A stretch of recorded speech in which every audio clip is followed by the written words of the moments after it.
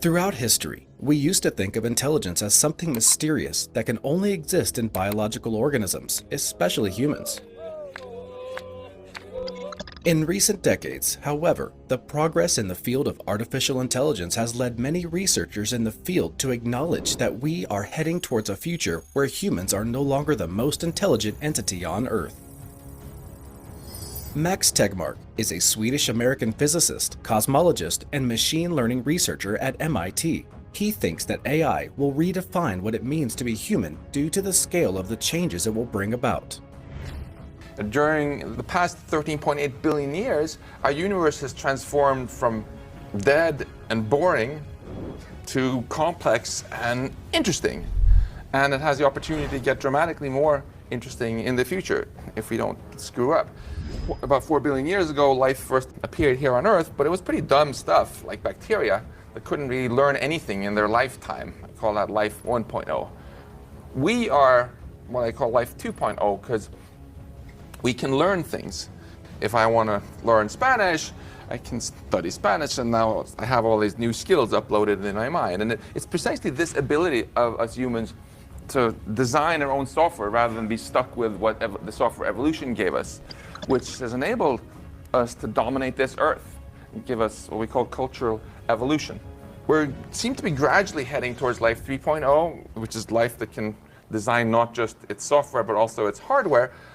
Maybe we're at 2.1 right now because we can get cochlear implants and artificial knees and a few minor things like this. But if you were robots that were able to think as cleverly as right now, of course there would be no limits whatsoever to how you could upgrade yourselves.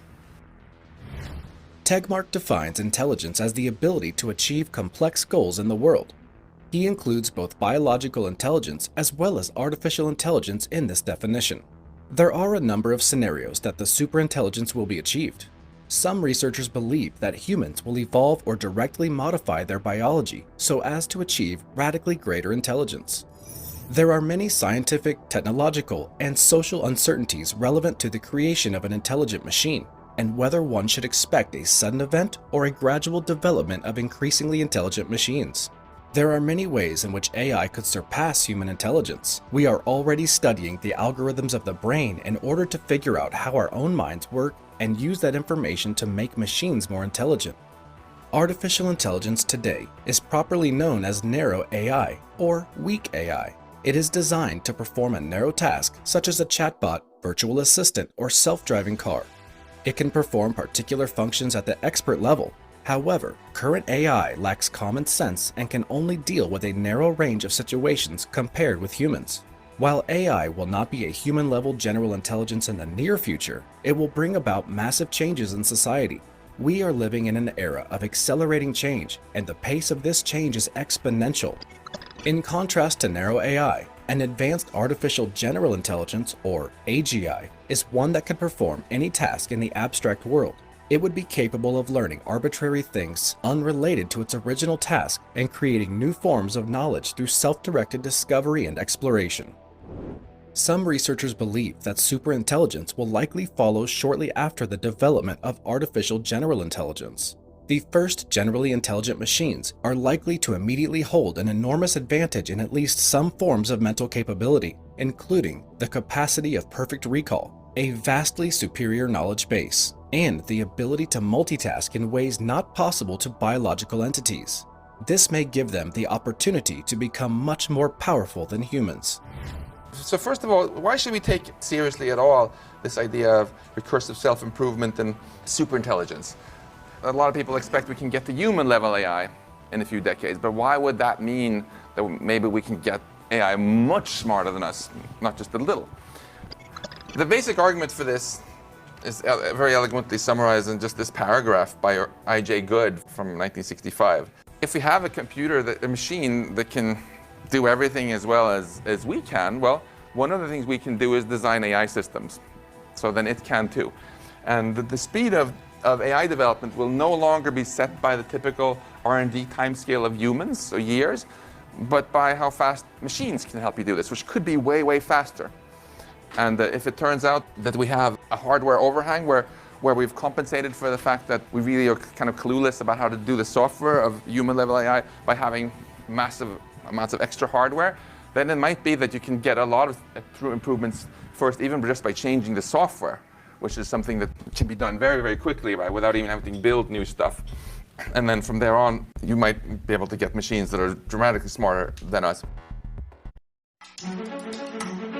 So kalau nak tahu, aku pun trading juga OtakFX ni, and 2 minggu lepas aku withdraw $1,000 lebih, and dalam 2 minggu saja aku buat lagi 2,269, iaitu anggaran dalam RM9,000 Malaysia.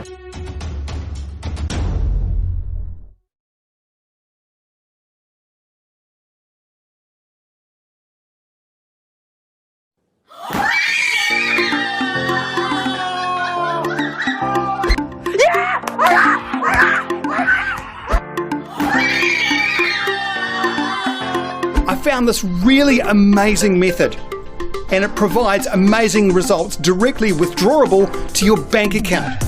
This is my account after only 6 days. I'd recommend to get in now if there are still spots available.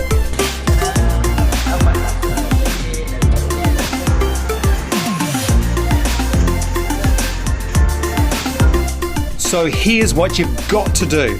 Click on the sign up button below, register yourself on eventbrite.com, and this gives you direct access to the webinar. Copy exactly what the experts say. It's that simple.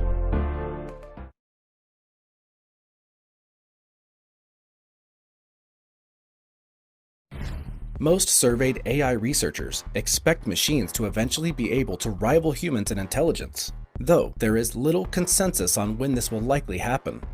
According to Sam Harris, even if a machine is no smarter than a team of researchers at MIT, electronic circuits function about 1 million times faster than biochemical ones. So, you set it running for a week and it will perform 20,000 years of human-level intellectual work, week after week.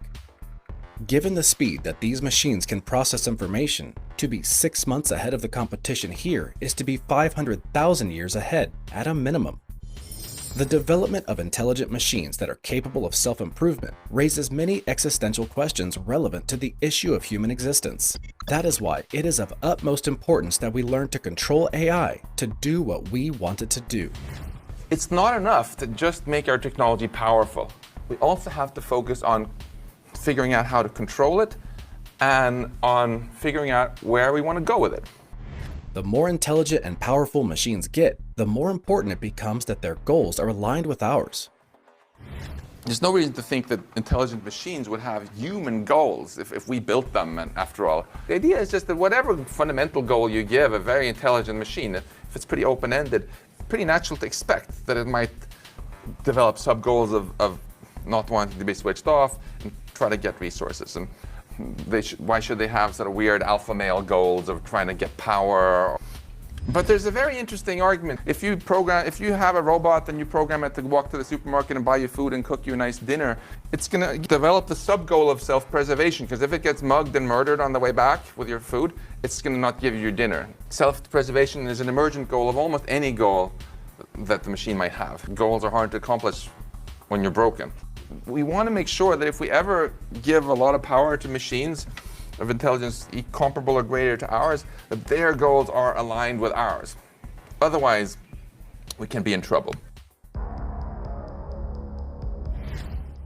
Machines will not just share our goals by default, they might develop their own sub-goals that may not be in our best interest. We need to ensure that AI adopts our goals rather than the other way around, and we need to do this right the first time.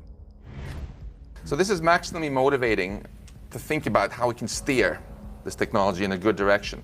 How can we learn to control AI to do what we want it to do? It could be awesome, or it could be not so great, and it depends on what we do now. And I'm quite optimistic that we can create a really inspiring future with technology, as long as we win this race between the growing power of the technology and the growing wisdom with which we manage it. But when you get beyond a certain point in the power of the technology, this idea of learning from mistakes is just really, really lousy, right? You don't want to make mistakes if one mistake is unacceptably many.